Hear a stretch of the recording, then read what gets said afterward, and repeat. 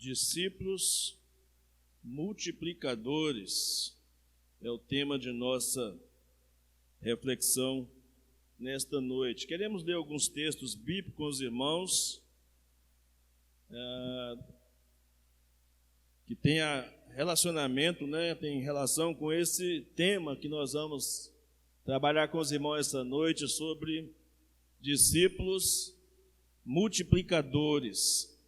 Parece até uma redundância falar de discípulos multiplicadores, mas o fato é que se espera que de discípulos de Cristo que eles sejam multiplicadores e que os multiplicadores sejam verdadeiros discípulos de Jesus. Vamos ler alguns textos e depois nós vamos passar um PowerPoint aqui para os irmãos. Está na mão aí, Ricardo? Já está ali já, né? Então vamos ler os textos primeiro. Mateus capítulo 4, versos 19 e 20. Mateus 4, 19 e 20. Diz assim a palavra de Deus. Jesus lhes disse: venham comigo e eu os farei pescadores de gente. E então eles deixaram imediatamente as redes e os seguiram. Amém. Mateus 28, 18 a 20. Mateus 28, 18 a 20.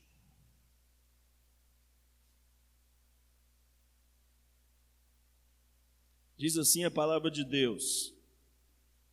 Jesus, aproximando-se, falou-lhes dizendo: toda autoridade me foi dada no céu e na terra. Portanto, vão e façam discípulos de todas as nações, batizando-os em nome do Pai, do Filho e do Espírito Santo, ensinando-os a guardar todas as coisas que tenho ordenado a vocês. E eis que estou com vocês todos os dias, até o fim dos tempos. João capítulo 8, 31 e 32. Evangelho de João capítulo 8, versos 31 e 32.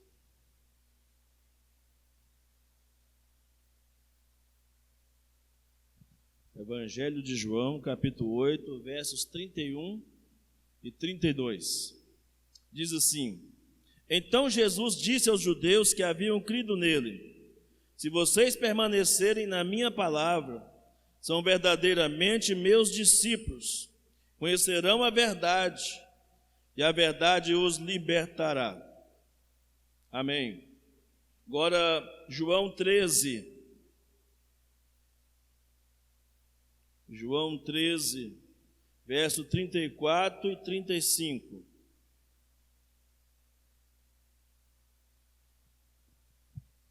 João 13, verso 34 e 35. Diz assim a palavra de Deus: eu lhes dou um novo mandamento, que vocês amem uns aos outros, assim como eu os amei, que também vocês amem uns aos outros. Nisto todos conhecerão que vocês são meus discípulos, se tiverem amor uns aos outros. Capítulo 15 agora, de João, verso 4 e 5.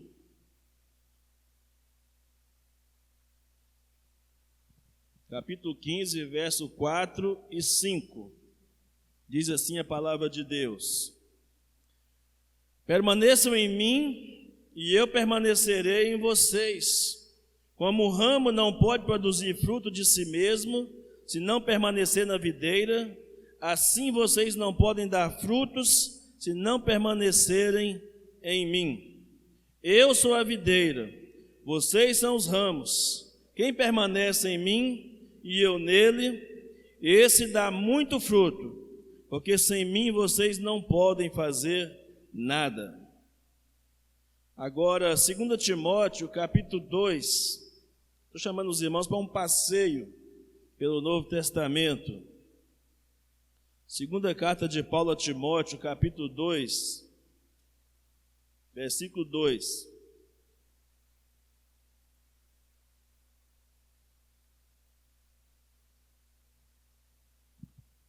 Diz assim a palavra de Deus: E o que vocês ouviram de mim, na presença de muitas testemunhas, isso mesmo transmita a homens fiéis, idôneos, para instruir a outros.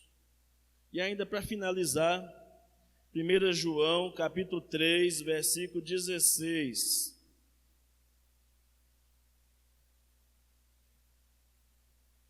1 João, capítulo 3, versículo 16.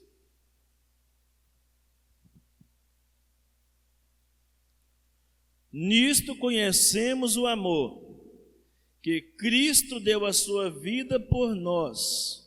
Portanto, também nós devemos dar a nossa vida pelos nossos irmãos. Amém. Nosso Deus, nós te agradecemos pela tua palavra nesta noite lida, e que no desenrolar de nossa reflexão possamos experimentar, receber do Senhor, do teu Espírito Santo, todo entendimento necessário para aplicarmos a nossa vida e sermos um cristão e sermos uma igreja segundo o teu coração. É a nossa oração, em nome de Jesus. Amém e amém. Amém? Irmãos, o nosso tema anual de 2022 é o ano da multiplicação, alcançando discípulos através da multiplicação. E o nosso texto básico é João capítulo 15, verso 5, que nós acabamos de ler, que aquele que está nele dá muitos frutos, porque sem ele nada podemos fazer. Então, nosso alvo é que comecemos um projeto hoje, que nos leve a ser, em curto, médio e longo prazo, uma igreja multiplicadora. Nós já temos toda uma estrutura produzida pela Junta de Missões Nacionais da Convenção Batista Brasileira, que a nós só nos cabe entendê-la e aplicá-la à nossa realidade, aplicar à nossa vida cotidiana, quer individualmente, quer coletivamente. Eu vou passar aqui para os irmãos uns slides, antes da gente prosseguir na reflexão do tema proposto, discípulos multiplicadores. Qual que é essa nossa proposta sobre igreja multiplicadora? Em primeiro lugar, irmãos, uma igreja multiplicadora é uma igreja que ora. Igreja multiplicadora é uma igreja que ora. Todo o processo de multiplicação começa pela oração. Uma igreja multiplicadora, que é uma igreja que ora, então é uma igreja em avivamento. Não é uma igreja que está buscando, é uma igreja que está em avivamento, experimentando o mover de Deus. E por mais que nós tenhamos técnicas, por mais que tenhamos estratégias, por mais que as metodologias sejam importantes, multiplicar discípulos e igrejas é uma questão de experimentar um avivamento em oração. Todos os grandes avivamentos da história foram marcados pelo pessoas que começaram a orar, colocar suas vidas à disposição de Deus, e Deus então, como sinal, começou a trazer grande salvação no lugar aonde estava pregado o Evangelho. Então aqui o Fernando Brandão, que é o nosso secretário executivo, colocou uma frase: temos uma grande colheita e uma intensa multiplicação de igreja se fizermos da oração um estilo de vida. Então, em primeiro lugar, igreja multiplicadora é uma igreja que ora. Segundo lugar, uma igreja multiplicadora é uma igreja de discípulos que fazem discípulos. Dr. Waylon Moore, ele escreveu o seguinte: quando a igreja exala discípulos, ela inala convertidos, e desta forma ela cresce. Relacionamento discipulador puxa aí, Ricardo. Relacionamento discipulador é cada discípulo colhendo frutos. Então, uma igreja multiplicadora sabe que é impossível cumprir plenamente a grande comissão que está em Mateus 28, 19 e 20, que nós lemos. É impossível sem a gente desenvolver relacionamentos. Se faz discípulos desenvolvendo relacionamentos. Por isso ela encoraja, mobiliza, capacita os seus membros a desenvolverem relacionamentos discipuladores. Então é fundamental. Se você quer fazer discípulo, você precisa ter contato com as pessoas, relacionamento com elas.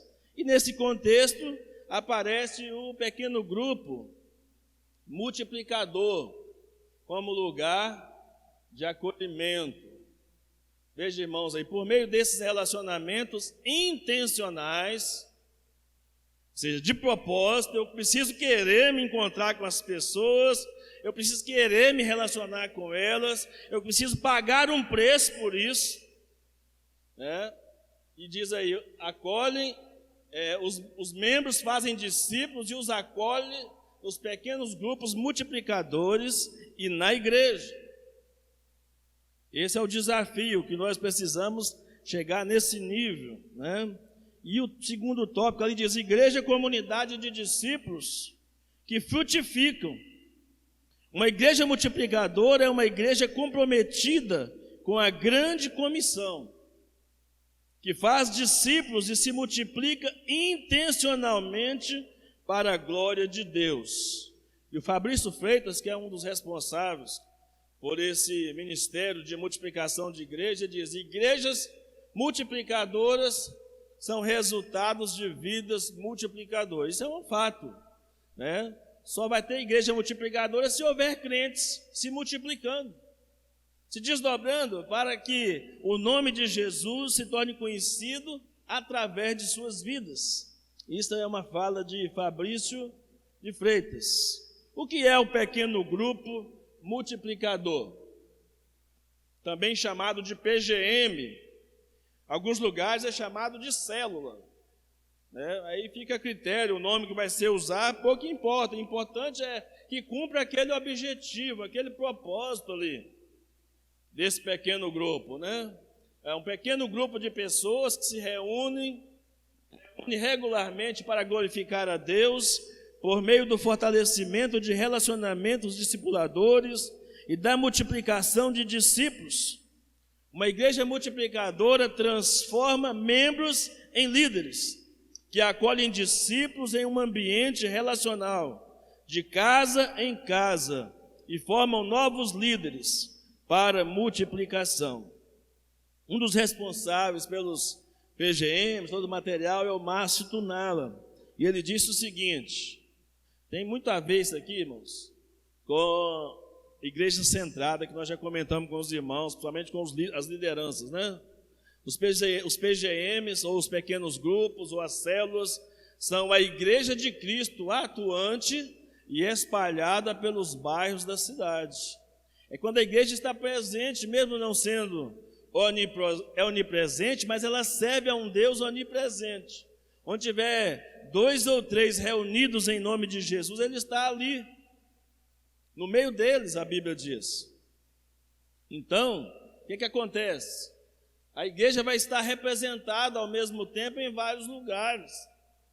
Quando nós estivermos reunidos em torno da palavra, fortalecendo nossos relacionamentos discipulares e pregando o Evangelho de Jesus Cristo, que é o principal. Então, se a igreja tem pequenos grupos multiplicadores para discipular, então ela se torna uma igreja discipular. Tem ali uma definição, que o PGM é uma estratégia muito importante no cenário urbano, Porém, a base da visão da igreja multiplicadora é o relacionamento discipulador. O PGM só cresce e se multiplica quando seus membros vivenciam os princípios de multiplicação, fazendo discípulos e formando líderes. O William Salgado fez essa seguinte afirmação aí: o que a igreja multiplicadora propõe é muito mais do que a estruturação da igreja em pequenos grupos. E isso muita gente faz por aí afora. Então é uma proposta mais ousada. É a convergência de todos os esforços da igreja para o que considera ser o centro da missão. O ser, ali está só o fazer, mas eu quero incluir o ser e fazer discípulos. O ser e fazer discípulos é o centro da missão da igreja. Então nós temos ali igreja, numa extensão mais ampla, o pequeno grupo como pequenas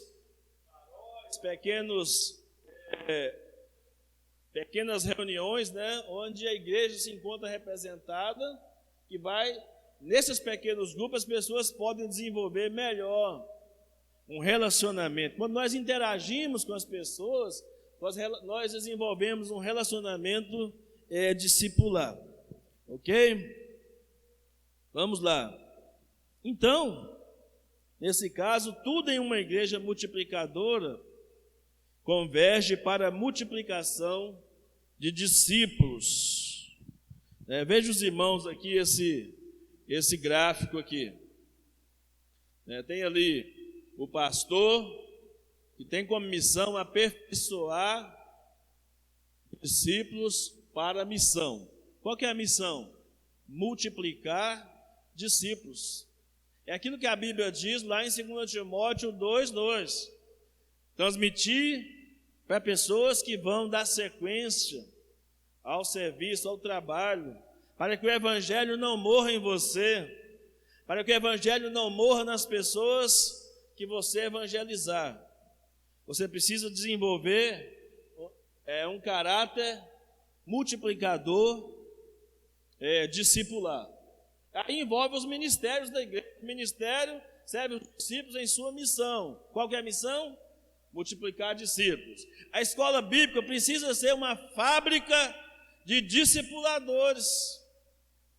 A escola bíblica não pode ser só um lugar para eu ter acúmulo de conhecimento. Inclusive, a gente tem EBD como escola bíblica dominical, mas no movimento Igreja Multiplicadora, nesse projeto, é chamada de Escola Bíblica Discipuladora.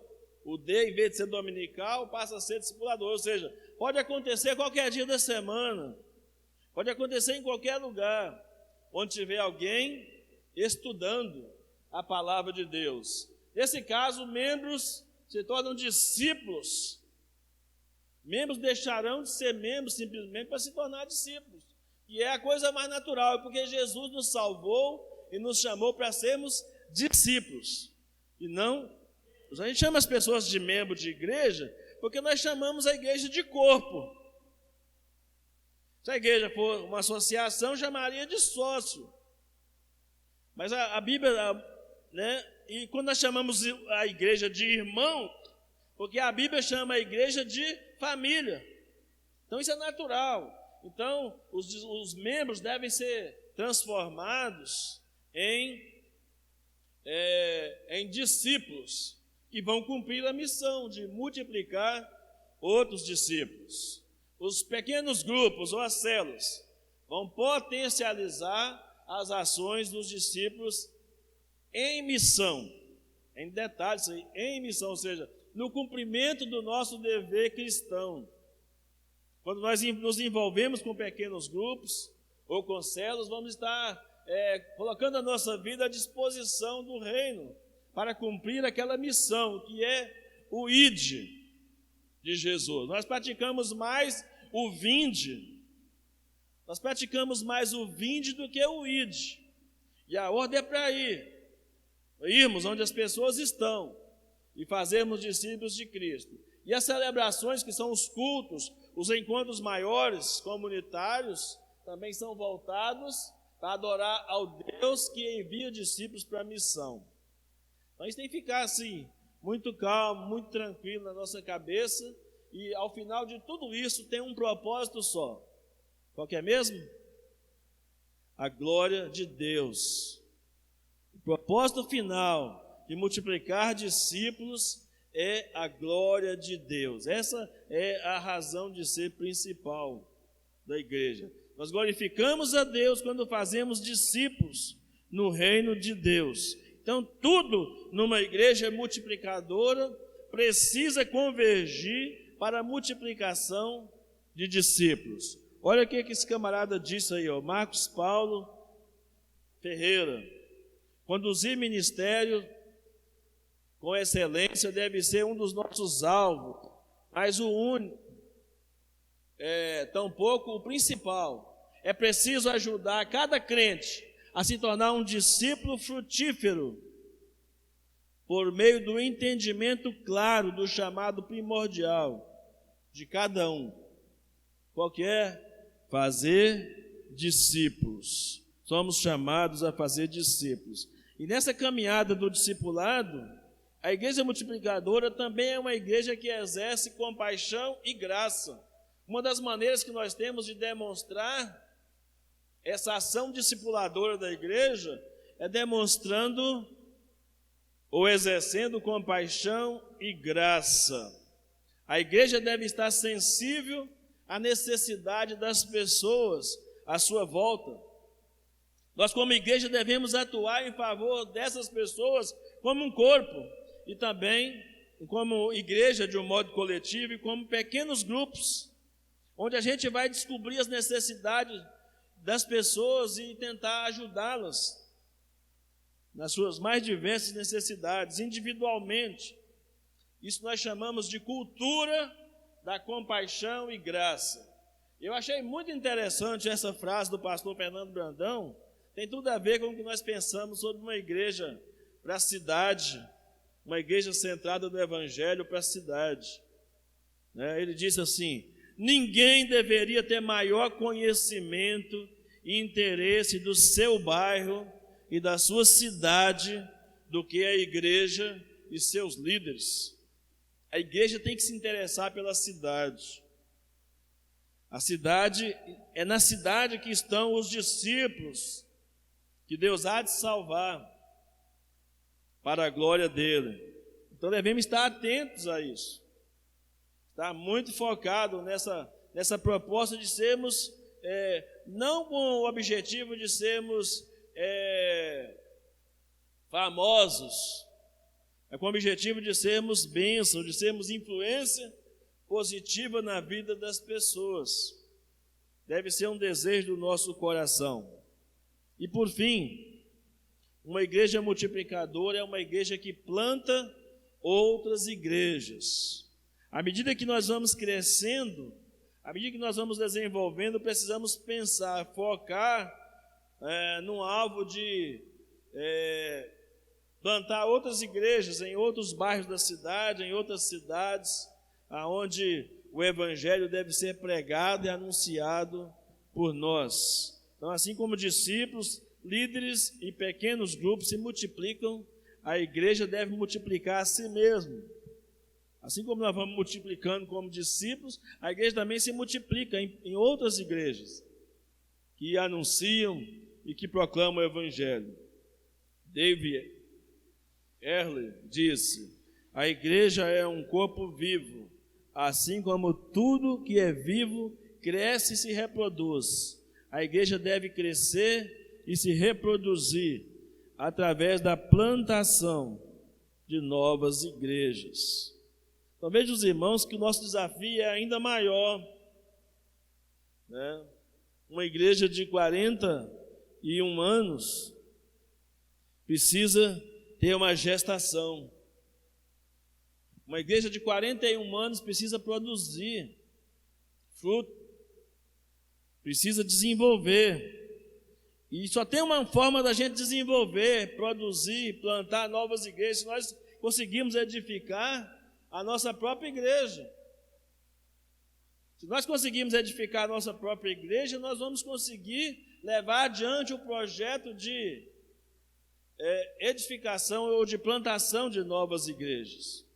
Então é isso que eu queria que os irmãos começassem a ter uma noção. Nós temos um material vasto da Junta de Missões Nacionais, trabalhando esse tema. Nós vamos estar trabalhando com as lideranças da igreja e outros irmãos que tiverem interesse, para que a gente possa ir formando os multiplicadores na casa do Senhor. Amém? Pois bem, pensando nessa sequência, ou pensando em tudo nesse slide que nós acabamos de transmitir aqui para os irmãos, precisamos conceituar algumas palavras. A primeira delas é discípulo. O que é um discípulo? Discípulo é o crente que está crescendo em conformidade com Cristo, dando frutos no evangelismo, fazendo aconselhamento pessoal, que nós chamamos de discipulado, para garantir a permanência no reino, a sua permanência no reino de Deus e na igreja. Nós ganhamos, às vezes, muito e guardamos pouco. Nós não cuidamos, não discipulamos, não aconselhamos tão bem como deveríamos fazer e precisamos trabalhar nesse processo. E aí nós chamamos esse processo de discipulado.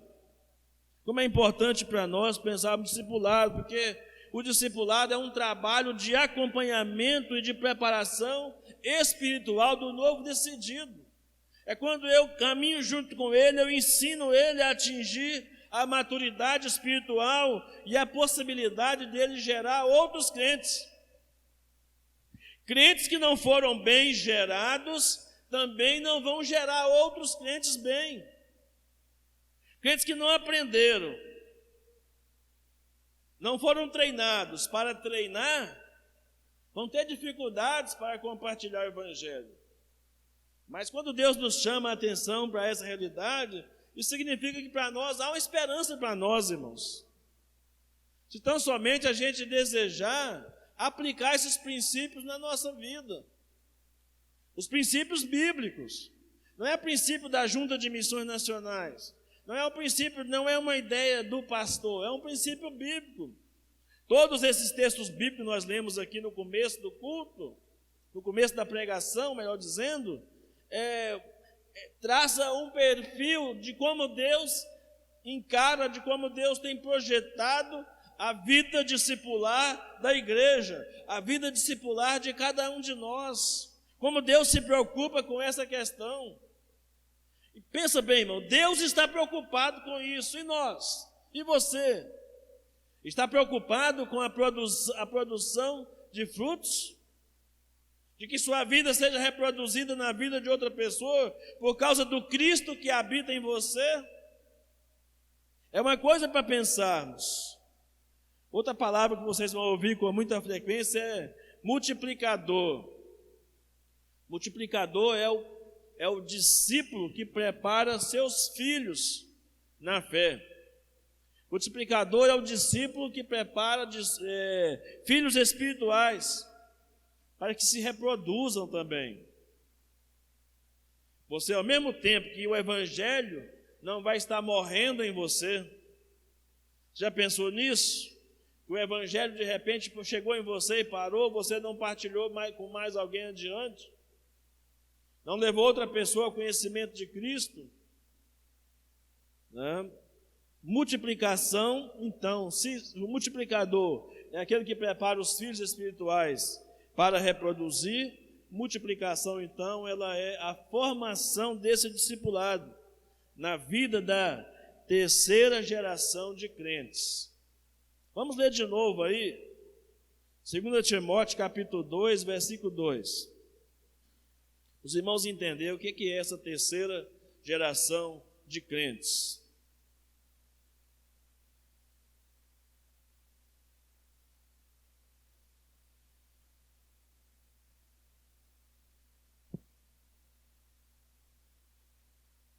Terceira geração de crentes.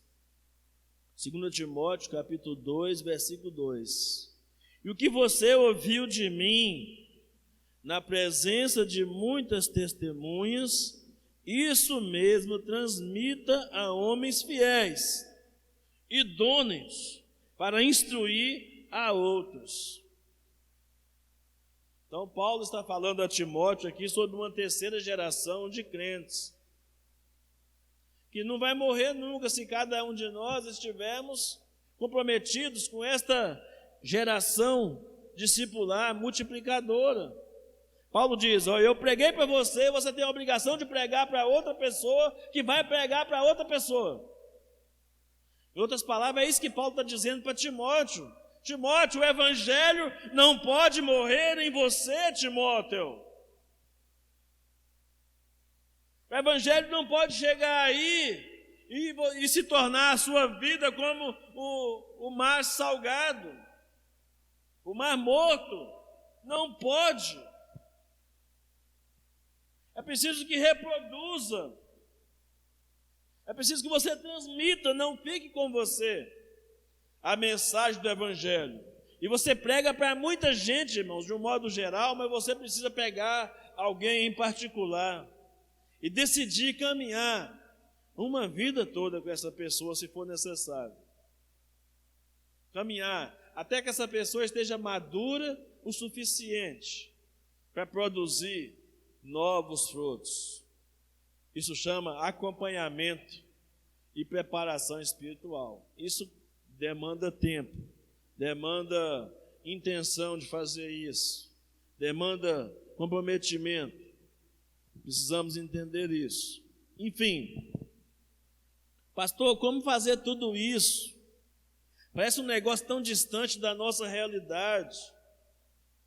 E aí eu pensei numa declaração de Hudson Taylor. Hudson Taylor viveu 51 anos na China. Não sei se os irmãos conhecem a história, mas vale a pena procurar a história de Hudson Taylor para você conhecer. Ele criou uma missão chamada Missão para o Interior da China. Um grande missionário, abandonou tudo que tinha na Inglaterra e foi viver na China sob forte repressão. Muito sofrimento, muita luta, foi fazer discípulo num dos lugares mais improváveis para pregar o evangelho. Ele disse o seguinte: todos os gigantes de Deus foram homens fracos que fizeram grandes coisas para Deus, porque se estribaram no fato de Deus estar com eles. Esse homem disse isso. Ele deu 51 anos da sua vida pregando o evangelho na China. Hudson Taylor. Irmão, se Deus... Então ele disse o seguinte: o fato de Deus estar com eles, que foi a motivação que homens fracos, frágeis pudessem fazer grandes coisas para Deus.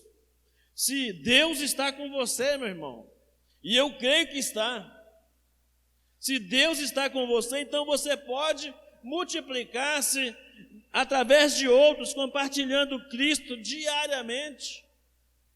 Você pode começar a se multiplicar espiritualmente hoje, agora, começar um processo dinâmico, porque o evangelho é dinâmico.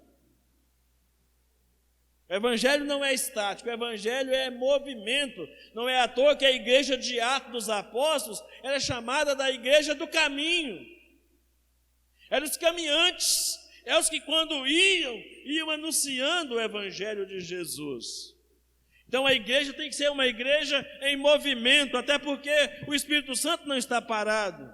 A Bíblia diz que o Espírito Santo está em movimento. João capítulo 3, versículo 8. O vento sopra. Aleluias. O vento sopra. Então, você precisa começar esse processo para que você alcance, além dessa sua geração, você alcance outros séculos, outras gerações. Tem uma música do 4x1, é isso? De vez em quando eu erro e falo 4x4, né? 4x4 é caminhonete, não é isso? É 4x1, né?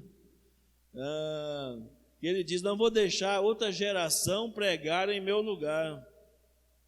E toda vez que eu ouço essa música, eu fico emocionado, porque eu me sinto desafiado com essa canção. Não vou deixar outra geração pregar em meu lugar. Deus me chamou para essa geração, Deus me chamou para esse tempo, Deus chamou você para esse tempo. Nós é que somos os responsáveis para essa geração. A continuidade da igreja, a continuidade da obra do Senhor depende de nós. É lógico que é de Deus, mas Deus usa pessoas, Deus usa você e eu, e nós devemos estar preocupados com as gerações futuras. Que legado, que herança vamos deixar para as gerações futuras? Quando aqui cheguei, encontrei um grupo de crianças, pré-adolescentes, que hoje já são jovens, estão partindo já para a idade adulta. Mas é preciso colocar uma outra geração no lugar. Precisamos estar preocupados com isso. Independente do tamanho da igreja, do número de pessoas que nós temos, nós somos, a preocupação com a geração seguinte deve ser uma marca profunda em nós. Porque se eu estou preocupado com o que vem depois, eu estou preocupado em que outra geração não pregue em meu lugar. Eu não quero ser leviano no cumprimento da minha missão, como discípulo e como discipulador. Afinal, a grande comissão é a grande oportunidade que nós temos quando nós damos atenção à grande comissão de cumprir o ide ao mundo todo, fazer discípulo de Jesus. Segundo Sproul, o texto de Mateus 28, 18 a 20, ele não é uma sugestão, ele é uma comissão. É um comissionamento. Comissionamento é um ministério, um mandamento, é uma ordem, é um imperativo. Fazer discípulos. E essa é a razão, irmãos, afinal de contas, essa é a razão que nós somos salvos. Essa é a razão que nós somos chamados para pregar o Evangelho. Essa é a razão para que a igreja seja uma igreja multiplicadora. Que a multiplicação espiritual, através dos processos de discipulado ou de fazer discípulos, tenha como objetivo final alcançar o mundo para Cristo, para a glória de Deus. Se você pensa na glória de Deus, você precisa pensar em fazer discípulos para a glória de Deus. Isto é algo que qualquer pessoa pode fazer, em qualquer lugar. Mas o melhor lugar para você começar o discipulado é na igreja local. Deus não vai enviar você para campos longínquos se você não compartilha o Evangelho perto, onde você está. Você não está ocupado com as coisas do reino, não há razão para você se ocupar mais distante, em outro lugar. É no fogo da provação, no fogo da fornalha, né, da igreja local, que nós somos talhados e preparados por Deus para avançarmos na obra discipuladora. Então, multiplicação e discipulado exige de nós entrega, dedicação intencional e incondicional. Já dizia Billy Graham, um dos maiores pregadores de todos os tempos. Billy Graham dizia: a salvação é de graça, mas o discipulado tem um preço, tem um custo caro que temos que pagar. Então, ser discípulo, irmãos, pensar que discípulo era uma das palavras favoritas de Jesus, para aqueles que estavam intimamente ligados com ele. Ele chamava de discípulo. A palavra no original grego para discípulo significa pessoa ensinada, ou pessoa treinada para treinar. Essa é a ideia, discípulo. Discípulo é mais do que um seguidor. É um seguidor que está sendo preparado para trabalhar ou ensinar outros seguidores. Jesus, quando chamou os 12 com a missão de que o evangelho alcançasse o mundo todo. E que o testemunho que houve lá em Atos dos Apóstolos a respeito dele deveria ser o mesmo dado sobre nós. Aqueles que têm transtornado o mundo chegaram até aqui. A palavra discípulo aparece 269 vezes no Novo Testamento, nos Evangelhos e em Atos. 269 vezes aparece a palavra discípulo. E o Evangelho de João, no Evangelho de João, Jesus define discípulo de 3 maneiras, irmãos. A primeira maneira que Jesus define discípulo é que discípulo é um crente que está envolvido com a palavra de Deus de maneira contínua. Então, para começo de conversa, alguém que quer ser discípulo, quer treinar pessoas para seguir a Jesus, precisa ter relacionamento com a palavra de Deus. Se alguém não tem relacionamento com a palavra de Deus, a gente para a conversa por ali. Porque não dá para falar de uma outra coisa, não dá para ter sustentação da vida cristã em outra coisa que não seja a palavra de Deus. Por isso que Jesus disse em João 8,31, Jesus disse aos judeus que nele creram: se vós permanecerdes na minha palavra, verdadeiramente sois meus discípulos. A Bíblia, irmãos, é muito mais do que um livro confiável. A Bíblia é um guia confiável para a vida inteira. A Bíblia não contém, a Bíblia é a palavra de Deus. Um discípulo não é um crente superficial. Um discípulo é alguém que permanece em Cristo.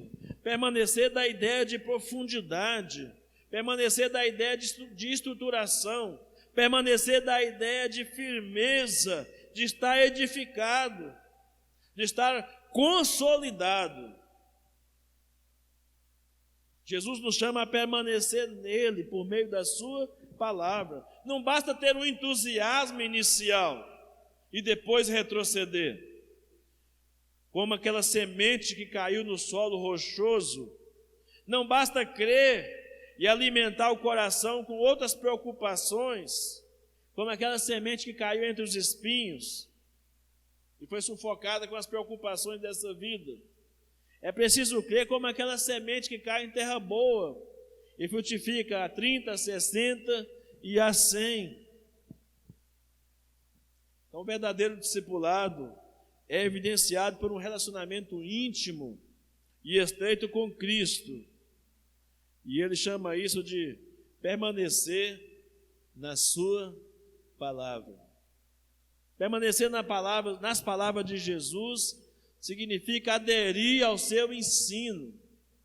Permanecer nas palavras de Jesus significa orientar a sua vida pela vida de Jesus.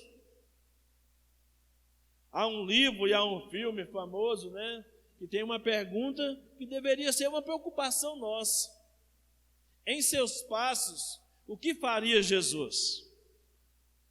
Se você estiver sendo orientado ou reorientado por Jesus, os seus passos serão onde os passos de Jesus passeiam ou passam. Se você está sendo orientado por Ele, ser discípulo é algo constante, permanente. Permanecer na palavra é isso. Um discípulo verdadeiro precisa estar em sintonia com o seu mestre. Precisa ser cada vez mais, não necessariamente aquele que segue o mestre cegamente, mas aquele que segue o mestre com inteligência e pratica a palavra do mestre como regra de fé e prática da vida cristã. A segunda coisa que Jesus diz a respeito do discípulo é que o discípulo é alguém que dá a sua vida pelos outros. O texto que nós lemos em João 13 diz assim: um novo mandamento vos dou, que vos ameis uns aos outros, assim como eu vos amei a vós, que também vós vos ameis uns aos outros. E nisto conhecerão todos que sois meus discípulos, se tiverdes amor uns aos outros. O padrão do amor que os discípulos devem ter uns pelos outros é o padrão que o Senhor Jesus derramou em abundância sobre nós.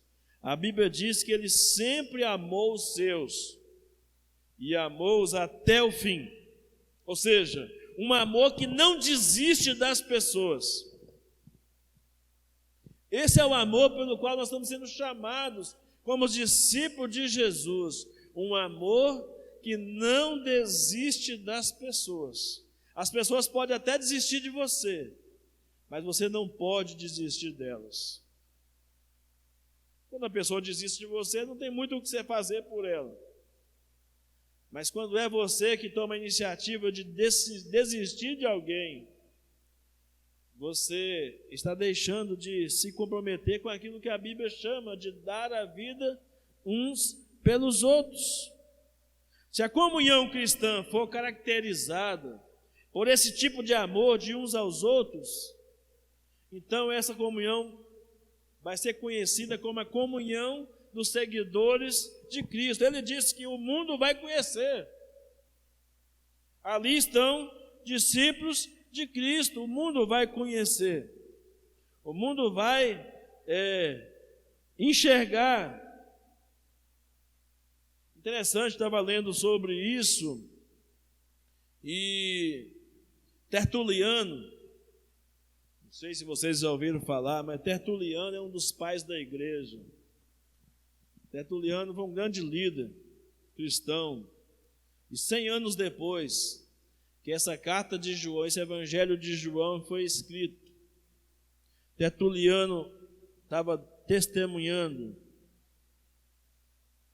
a forma como os pagãos olhavam os cristãos, 100 anos depois. Agora estamos aí, 2000 anos depois. Como é que eles estão olhando para nós? Como é que o mundo está olhando para nós? 100 anos depois, olha só o que Tertuliano disse, o que os pagãos diziam sobre os cristãos. Vejam como eles se amam. E eles não estão falando de mero amor superficial, porque ele continua. Eles estão prontos a morrer uns pelos outros. Vejam como eles se amam. É o que 1 João 3,16 diz. Dá a vida pelos nossos irmãos. Mas que qualidade de amor é esse? Jesus disse em João 15,13: ninguém tem maior amor do que este, de dar a alguém a sua vida pelos seus amigos. Foi Jesus quem disse isso. Ninguém tem maior amor do que esse. Então, irmãos, isso empresta ao amor um significado muito profundo. O discípulo ama o suficiente para se tornar impopular, para se tornar mal entendido. O discípulo ama o suficiente até para ficar sozinho, para sofrer, porque o seu amor é incondicional. Muitas vezes você vai amar alguém que vai desprezar você. Você vai amar alguém que vai fazer o mal para você. Você vai amar alguém e esse amor vai te tornar impopular, porque você vai andar com uma pessoa que ninguém dá nada por ela, mas você decidiu apoiar e viver a vida cristã com essa pessoa. Jesus era criticado no seu ministério terreno. Ele andava com os pobres, andava com os beberrões, andava com as prostitutas, andava com as pessoas mais carentes, socialmente falando. Mas Jesus também não deixava de ir nos banquetes de ricos, quando era convidado, e muitas vezes até repreendia o rico. Eu cheguei aqui, você nem lavou meus pés. Essa mulher está lavando meus pés. Então Jesus ia na festa do rico, mas Jesus vivia a realidade dos pobres também, dos necessitados. Então, é dando esse amor incomum, dando a nossa vida pelos outros. Quando nós damos a nossa vida pelos outros, nós morremos para algumas coisas. Nós abrimos mão de certos direitos que nós temos. Está muito difícil fazer discípulo em nossos dias, porque nunca vi uma geração de crentes mais cheia de direitos como nos nossos dias. Uma geração Nutella, uma geração que não tem compromisso, uma geração que não se envolve, uma geração que dá palpite em tudo e acha que sabe de tudo, mas se entrega tão pouco para o serviço. Não se envolve, não ama, não se interessa pelo próximo. Pode ser que por amar alguém você precisa sacrificar dinheiro, sacrificar tempo, o conforto, sair da zona de conforto. Pastor, mas isso é possível? Eu creio que sim, porque a Bíblia diz isso. A Bíblia diz que isso é possível hoje em dia por uma razão.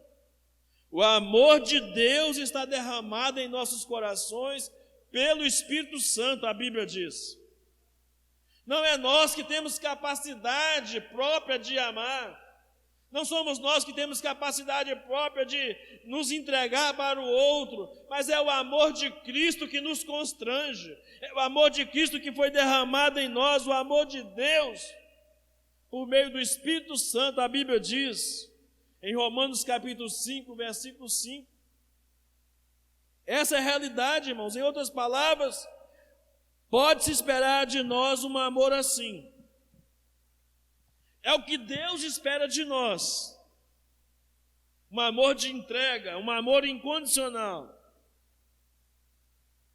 A não ser que o Espírito Santo não habite em você. Que se o Espírito Santo não habitar em você, não se pode esperar nada de você. Mas se o Espírito Santo habita no seu coração, Deus espera de você coisas melhores. Diz o escritor de Hebreus, capítulo 6, de pessoas que se desviavam, de pessoas que tinham encontro com o Evangelho, mas ela acabava caminhando em outra direção, não necessariamente perdendo a salvação, mas não entendia o plano do discipulado.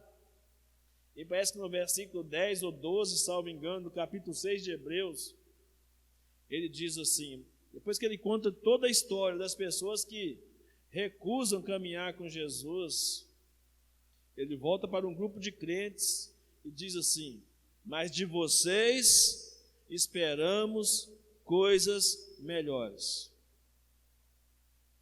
Isso é a Bíblia, irmãos. Está lá em Hebreus capítulo 6. Se não estiver enganado, é verso 10 ou 12. Depois alguém confira, por favor. E para você ter esse entendimento aí. Deus está querendo, Deus espera de nós coisas melhores. E em terceiro e último lugar, discípulo é alguém que permanece diariamente em uma união frutífera com Cristo. Foi Jesus que disse: permanecei em mim e eu permanecerei em vós. Como a vara de si mesma não pode dar fruto, se não permanecer na videira, assim também vós. A vara não pode dar fruto se não permanecer na videira, assim também vós, se não permanecerdes em mim. Eu sou a videira e vós sois as varas. Quem permanece em mim e eu nele, esse dá muito fruto, porque sem mim nada podeis fazer. A palavra fruto aqui é diferente daquele fruto lá de Gálatas 5, 22, 23. O fruto que está dizendo aqui é de fazer discípulos. A ideia aqui de fazer discípulos, a gente encontra essa realidade um pouco mais adiante. quando no capítulo 17, verso 20, Jesus, na oração sacerdotal, ele ora dizendo: olha, eu rogo não somente por estes, mas também por aqueles que pela sua palavra hão de crer em mim. Talvez você nem soubesse disso, mas um dia Jesus orou por mim, Jesus um dia orou por você, Jesus um dia orou por nós. E nós temos que orar pelas pessoas também, nossos familiares, nossos amigos, nossos vizinhos, nossos colegas de trabalho. Nós temos que orar inclusive pelos nossos inimigos, se é que você tem algum. Orar por eles, para que o Evangelho alcance seus corações. Então, o fruto que a Bíblia menciona aqui, dar muitos frutos, é frutos do discipulado, frutos do relacionamento com Cristo. As pessoas vão, quanto mais você se relacionar com Cristo, mais as pessoas vão ver Cristo em você e vão querer seguir o Cristo que você segue, vão querer amar o Cristo que você ama. Mas se as pessoas olham em você e veem você como uma pessoa comum, onde não tem nenhuma diferença da sua vida com a vida das outras pessoas, então, que expectativa vai ter no coração deles de ser uma pessoa diferente?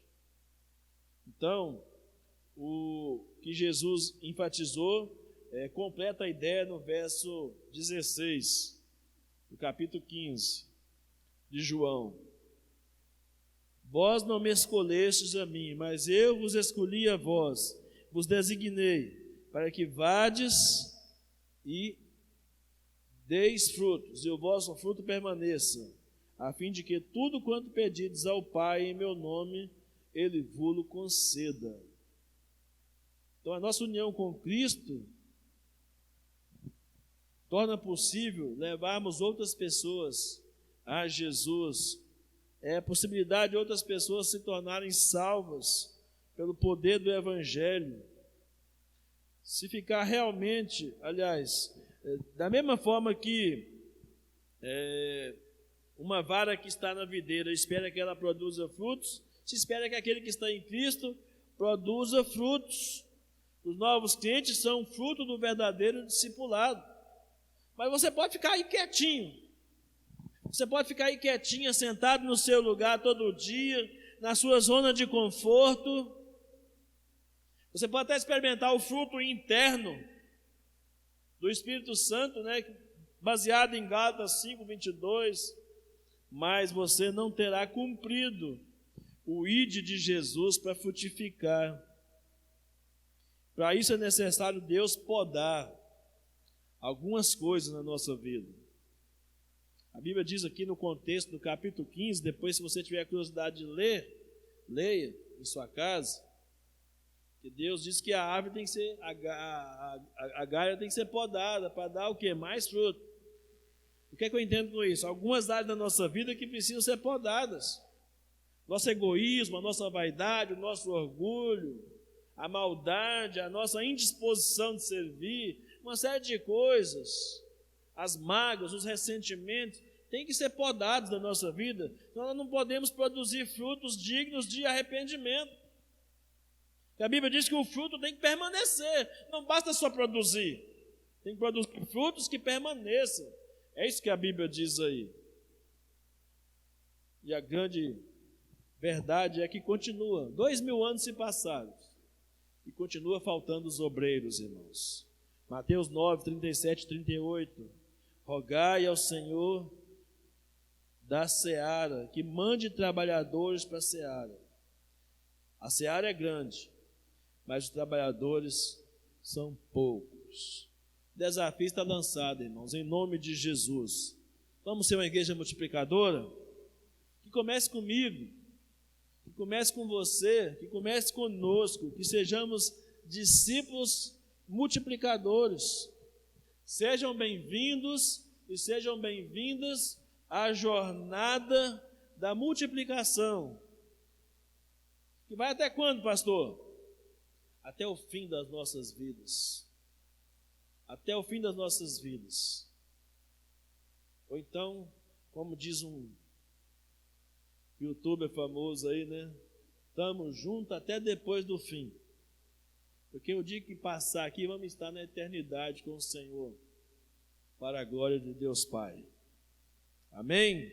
Você aceita o desafio de ser um discípulo multiplicador? Nós vamos treinar você para ser um discípulo multiplicador. Nossa igreja vai oferecer treinamento para você, nós vamos acompanhar você. Você vai ser discipulado, para você discipular outra pessoa. Você vai ser ensinado a caminhar dentro dessa visão discipuladora para você discipular outras pessoas, levar outras pessoas a Jesus. O Senhor pode contar com você, a igreja pode contar com você. Se você ainda não decidiu se Deus pode contar com você, se você não está disposto para servir a Deus na frutificação, na multiplicação de discípulos, você precisa repensar a sua fé em Jesus, o seu comprometimento com Ele. Mas você pode decidir hoje mesmo, consagrar a sua vida ao chamado número 1 que Ele colocou no seu coração: fazer discípulos para a glória de Deus. Ele colocou no meu coração e colocou no seu também. Só nos resta obedecer. Amém? Vamos orar.